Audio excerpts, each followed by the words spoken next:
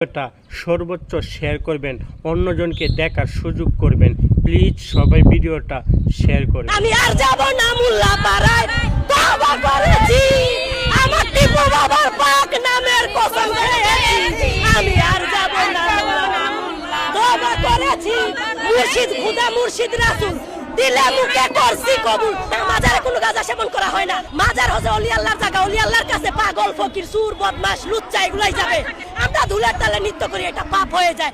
তারা হুজুরেরা ধরা খাইতে কদিন আগে হিন্দুদের ইয়াতে যায়া গির্জার ভিতরে যায়া ইয়া খাচ্ছে, নেশা করতেছে হিন্দুদের গির্জাতে যায় ভোটের জন্য। আমাদের মাজারে যদি কোনো ধরনের খারাপ কাজ হয়ে যায়, কই অনলাইনে আপনারা একটা প্রমাণ দেখান যে আপনাদের মাজারে একটা বলৎকার হয়েছে, আপনাদের মাজারে একটা নারী দর্শন হয়েছে। আজ পর্যন্ত আপনারা এরকম একটা প্রমাণ দেন। আমরা ওলি আল্লাহকে ভালোবাসি, আল্লাহকে পাওয়ার জন্য। ভিডিওটা সর্বোচ্চ শেয়ার করবেন, অন্যজনকে দেখার সুযোগ করবেন।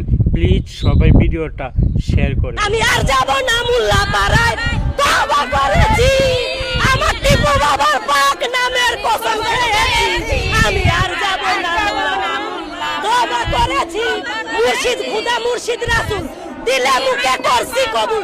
মাজারে কোনো গাঁজা সেবন করা হয় না। মাজার হচ্ছে ওলি আল্লাহর জায়গা। ওলি আল্লাহর কাছে পাগল ফকির সুর বদমাশ লুচ্চা এগুলাই যাবে।